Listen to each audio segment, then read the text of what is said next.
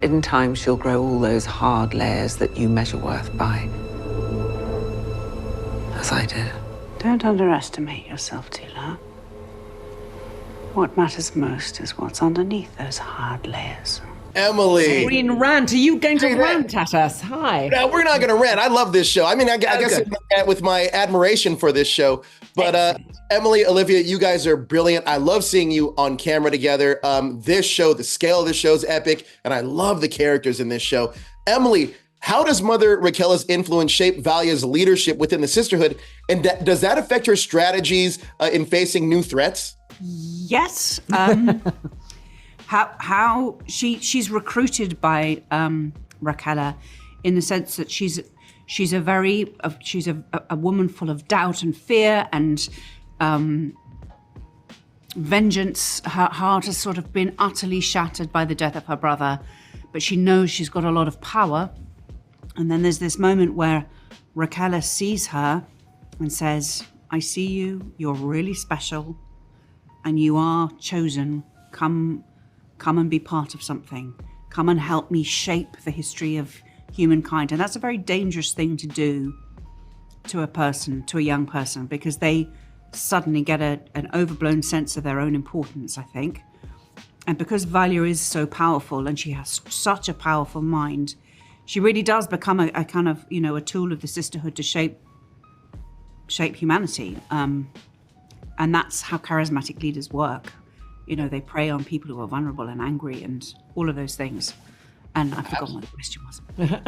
No, that was perfect. Well, Good. Olivia, out of curiosity, speaking to that, can you share some insight into Tula's connection with Lila, and how does that relationship evolve when she steps out of Sister Valia's shadow to lead the sisterhood? I talked to my mum about this, who went to a very strict Catholic convent in the 1940s and 50s, early 50s. And she said that the nuns there some of them would sometimes sort of fall in love with the girls at the convent. Some would want to mother them, and some just thought they were filthy hoes that should be burnt in hell. So it was...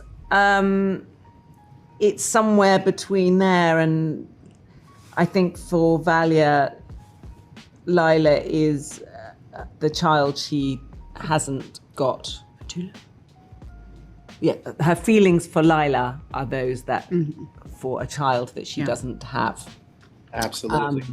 And the absolute problem is, again, what alarming religious institutions do, which is they ask you to either break relationships or destroy the thing you love more than you love the sisterhood.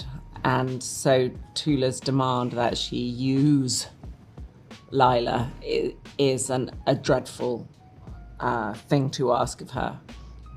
And she struggles with the realization that she's formed a relationship that in that context would be considered inappropriate. Absolutely, absolutely. Now, Emily, there have been plans in place for Yanez to be on the throne. The plans have been in motion for decades now. How does Valia view the potential reckoning that Raquella was warned about? And does that influence her approach to safeguarding the sisterhood? Yes, absolutely. I mean, I think when the story opens, we see, or our part of the story starts, we see them poised to set sail in a bit where everything is going really well. The plan is working, and they're going to have a sister on the throne. And then things start to, pieces on the chessboard start to get out of their control, and things start to go very wrong. I love that image of pieces on a chessboard getting out of control. That's really scary. Yeah. You've got an image there that has not featured in any other interview today. Exclusive. I love it. Yeah. Yes. So now I've forgotten the question. I mean, you answered it, but that was a good answer. Now, okay. Olivia, Tula, together with Valia, Francesca, and Kasha, harbor very important secrets. At what lengths will Tula go in order to protect these secrets, especially concerning Lila's mother?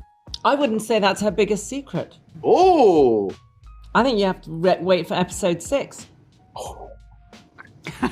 And the length she will go to is make you wait till episode 6 airs to find out. That's the lengths I'll go to. Yeah, no, that's just the the tip Scratching the surface. The tip of Tula's iceberg is that. Yeah. I cannot wait for episode 6. You have no idea. Now, Emily, Valia's engaging and thrilling cat and mouse game with Desmond Hart is so fascinating to watch. What was it like collaborating with Travis in those scenes, and how does their dynamic kind of play out throughout the course of the series? Have you interviewed Travis yet today? I have. Well, you get a sense of what being on set with him might be like. He's a wonderful anarchic force to be around. Everything he does is slightly surprising and wrong-footing. So that was a real sense of going in and kind of just looking him in the eye and saying, I see you. And it was a great sense of being adversaries who were equals in a way. And he is the one element in all of this stuff that Valia controls. I mean, most things, nothing really, things surprise her, but mostly she can immediately think of a solution and another plan and a strategy and everything. And he's the one element that she can't figure out, and she can't work out where he's come from, who he's representing, what he wants, what he is. And that really drives the drama of Valia's story, is to trying to overcome that. And you know, as we, well, I can't, spoilers. But you underestimate Travis at your peril. Yes. Absolutely. Now, Olivia, Tula's leadership reveals her inner strength. How does she demonstrate that true strength isn't always visible on the outside? And how does that impact her within her role of the sisterhood? I think she's stricken with a thing that's not at all useful in the sisterhood, and she has a conscience, and and she lacks her big sister's confidence. And so she might appear to be a soft touch, but actually as the younger sister, she has this desire to please, and she takes that to obscene and absurd lengths. Out of curiosity, did you guys both know what was going on in the past of these characters that we could see play out? Because in episode 3, there's something that happens that my jaw was on the floor with the Harkonnens and the Atreides families, and we dive deeper into that lore. So can you talk about diving deeper into the lore of those family feuds? And also, are you aware of what's going on from the past of what's going on in the show? Yes, we were very much aware. Wow. You know, it was there were very much very collaborative conversations all the way around between Alison and us and other cast members. And obviously we were so lucky to have Jessica and Emma playing our younger selves, because they both deliver, you know, a sort of our characters in their raw form before they found their path, before, you know, in a brilliant way. We are so lucky to have them. There was a real kind of exchange of DNA with them. You know, we had been cast first and had filmed some scenes, so they took some of our mannerisms, but then also ran with that, and we watched what they'd done and learned from them. It was a really interesting exercise, which I hadn't done before. Oh, that's incredible. That's so cool. Now, we get to explore House Harkonnen more throughout this series. What aspects of the House of Harkonnen do you think is most reflected in each of your characters? Oh, I think neither of us are bald. We're not bored, no. We're quite angry. Yes. I think there's the sort of original sin for House Harkonnen is the fact that their destiny was to be banished, to be cast out, to be vilified, and it's based on a lie told by House Atreides. And that is the wheel that sets everything in motion. Yeah, what she said. I can only imagine being on set for this show, because when I watch the show, I'm completely immersed. It's as if it's the same scale as the films, which is crazy to me, but we get it in 6 episodes. Can you talk about some of these sets and the immersion that you feel when you walk on set into this world? There was a beautiful scene I had. It's a very intimate scene with Chloe Lee, with Lila. But that was shot on our biggest set, which was a real building, an abandoned open-air oval church in the middle of a forest in Hungary. But this intimate scene began with a camera sort of half a mile away on a crane that's bigger than my house, and it flew in almost like a drone into this scene in close-up. And it's just to be able to play with space and the sense of a vast universe, and also the tiny, tiny biological cellular detail of the scientific scenes. I just love the scale of it and the ambition of it. Yeah. What she said.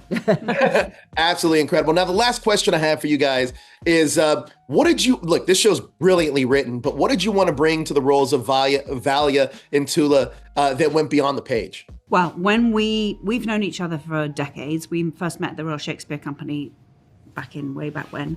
And, but when we were first cast, we went to the National Portrait Gallery in London and sat in front of portraits of Queen Elizabeth, Mary Queen of Scots, all those kind of families who have this appalling blood feud, but these women who were incredibly powerful and who were incredibly powerful by controlling the narrative.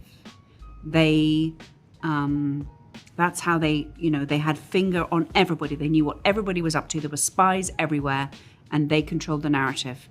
And it was I could marry you or I could kill you. That was really the choices. Or both. Yeah, you. Well, it was, what did I want to bring to it? I think it's only interesting when you're dealing with drama on this scale of controlling the universe, when you bring it right into the human exchanges. And, ultimately we were two sisters, in a sort of power struggle that could be either played out, in outer space or over the breakfast table. And that, people love that scale, to go from the macro to the micro in a scene is thrilling. Absolutely. Well, look, you guys are incredible in this show. I love Dune Prophecy. Incredible job. Thank you guys so much for your time. I appreciate it. Thank you. Thank you. I run a school for young women. We're not a threat to anyone.